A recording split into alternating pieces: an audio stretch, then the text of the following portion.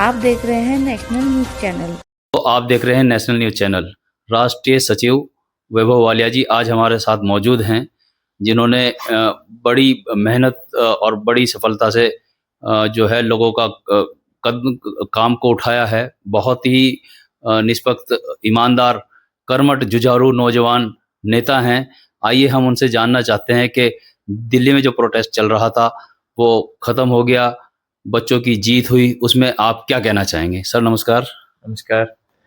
देखिए, दिल्ली में भारतीय जनता पार्टी के तमाम लाठी डंडों, इनके सारे हंटर हार गए और जीत गया जंतर मंतर, जीत गई जेनजी, जीत गई युवाओं की वो आंधी जिसने जो है ये देश की सबसे तानाशाह सरकार को, आज के इतिहास की सबसे तानाशाह सरकार को घुटनों पे लाके खड़ा कर दिया। और मजबूर हुए देश के प्रधानमंत्री रात के 12 बजे ऐसे कैमरा मुंह में घुसेड़ के पूरा जो है हेलो फ्रेंड्स करके वो बच्चों से बात करना, जिन बच्चों पे आप ही की सरकार के जो है सारे अधिकारियों ने लाठियां बरसाई, जिन बच्चों पे पैलेट गन चलाई गई, उन बच्चों से मजबूर हो गए देश के प्रधानमंत्री भी ऐसे मुंह में कैमरा घुसा के रात के 12 बजे बात करने के लिए, और फिर घुटनों पे आके अपने उस शिक्षा मंत्री का इस्तीफा कराया जिसकी सरकार कहती थी, इनके मंत्री राजनाथ सिंह जी कहते थे हमारी सरकार में इस्तीफे नहीं होते। तो ये जो अहंकार तोड़ा है देश के नौजवानों ने इस सरकार का, जो इनका जो गुरूर तोड़ा है, उसके लिए इस देश के सारे नौजवानों को बधाई है, इस देश के सारे छात्रों को बधाई है। और ये सिर्फ शुरुआत है, अब इनका जो है टिकट कट चुका है, अब इनकी विदाई तय हो चुकी है। अब तो आप तेल देखिए, तेल की धार देखिए, रास्ते में इन्हें जाते हुए पीछे से देखिए, एक एक करके ये कैसे इनके अब विकेट गिरते हैं। पहला विकेट गिरा है, अब सारे विकेट गिरेंगे। और देहरादून के अंदर भी आप देखेंगे कि इधर ही पास ही में चंद्रबनी में रहने वाली रिया कुमारी थापा ने भी सुसाइड किया था नीट में, और उसके पिताजी जो हैं कारगिल वॉर के हीरो राजेश मल जी हैं। उनका आंदोलन भी देहरादून के सारे ही तमाम नागरिकों ने, हम सब लोगों ने मिलकर चलाया। और देहरादून की भी जनता जिस तरह से समर्थन में खड़ी हुई, मैं देहरादून के लोगों का भी बहुत आभार और बहुत धन्यवाद देना चाहता हूं कि आप लोगों ने इतने जरूरी विषय पे जो जागरूकता और जब जो संवेदनशीलता दिखाई है, वो ये बताता है कि देहरादून के लोग अभी जिंदा हैं, हमारे यहाँ लोग अभी मरे नहीं हैं। और उन्होंने जो है दूसरों के दुख को उठा के अपनी संजीदगी का प्रदर्शन किया है। मैं आपको भी बहुत सारी बधाई देना चाहता हूँ। तो ये थे हमारे साथ मौजूद वैभव वालिया जी।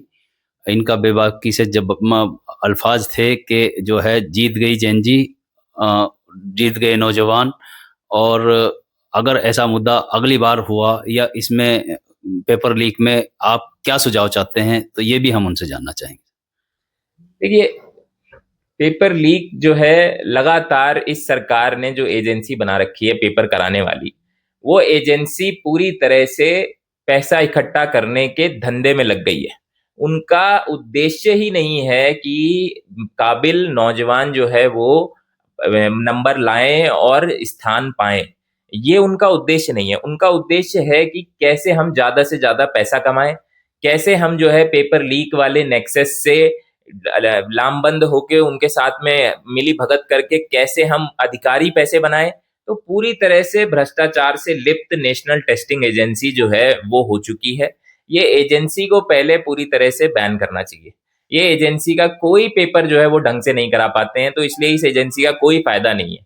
और दूसरी बात है कि भारतीय जनता पार्टी के नेता ही क्यों हर बार जो है संलिप्त पाए जाते हैं। उत्तराखंड के अंदर भी सारे नौकरी के पेपर हुए, पटवारी भर्ती का पेपर हुआ, यूके ट्रिपल एससी हुए, सारे पेपरों में पेपर लीक का जो माफिया निकल के आया वो भारतीय जनता पार्टी से संबद्ध जो है हाकम सिंह निकल के आया। आपने जब जनता का दबाव हुआ थोड़े दिन के लिए उसे जेल में रखा, बाद में उसे छोड़ दिया। वो बाहर निकलता है, डांस करते हुए उसका वीडियो आता है, वो बच्चों को चिढ़ाता है कि देखो मैं तो छूट गया हूं और मैं फिर से पेपर लीक कराऊंगा, मेरा कोई कुछ नहीं बिगाड़ सकता है। तो सरकार जब संरक्षण देगी पेपर लीक माफियाओं को तो सिस्टम सुधर नहीं सकता है। सिस्टम सुधारने के लिए पूरा ओवरहॉलिंग की जरूरत है, पूरा जमीन से ऊपर तक सारा का सारा कुछ बदलने की जरूरत है। पेपर लीक जो है वो ये एजेंसी नहीं करा सकती है बंद, नेशनल टेस्टिंग एजेंसी को बंद करना पड़ेगा। उत्तराखंड के अंदर हम आपको बताएं सीयूईटी का एग्जाम होता है, जिससे जो है सेंट्रल यूनिवर्सिटीज में एडमिशंस होते हैं। पहले जितने पैसे में बच्चे पूरी की पूरी ग्रेजुएशन कर लेते थे, उतने का तो सिर्फ उसका एंट्रेंस का एग्जाम है। और पहाड़ में दूरस्थ क्षेत्रों में रहने वाले बच्चों को पता नहीं चलता है वो एग्जाम कब आया कब चला गया। देहरादून के अंदर स्कूलों के एडमिशन का इतना बुरा हाल है कि बच्चे तो छोड़िए, माँ बाप का इंटरव्यू लिया जाता है कि अगर माँ बाप किसी के बेचारे के गरीब होंगे, अगर किसी के माँ बाप जो है वो अनपढ़ होंगे, तो क्या उनका बच्चा अच्छे स्कूल में शिक्षा नहीं प्राप्त करेगा? ये व्यवस्था आपने बना दी है। तो फीस मनमानी तरीके से भराई जाती है। पूरा का पूरा जो शिक्षा व्यवस्था है वो आम आदमी की पहुंच से दूर होती जा रही है। उसमें जिसकी काबिलियत हो उसका नंबर नहीं आता है, जिसने पैसे भरे हुए होते हैं उसका नंबर आता है। तो इसको पूरा जमीन से आसमान तक बदलना पड़ेगा, और हमें ये उम्मीद भारतीय जनता पार्टी से नहीं है कि ये सुधार कर पाएंगे। ये सिर्फ एक पैसे कमाने का इनका धंधा है, तो उससे ये बाहर नहीं निकलते हैं। हम ये चाहते हैं कि राजनीतिक बदलाव हो, सत्ता परिवर्तन हो, तभी जो है ये शिक्षा व्यवस्था सुधरेगी, उसके बिना ये संभव नहीं है। तो ये थे हमारे साथ मौजूद वैभव वालिया जी। इनका कहना है कि जो है सुधार की ज़रूरत है, काफ़ी सुधार की ज़रूरत है।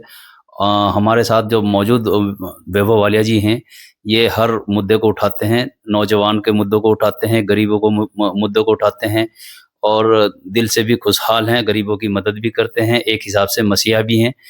नमस्कार दोस्तों, हमारे साथ जुड़े रहिए नेशनल न्यूज़ चैनल के साथ। धन्यवाद।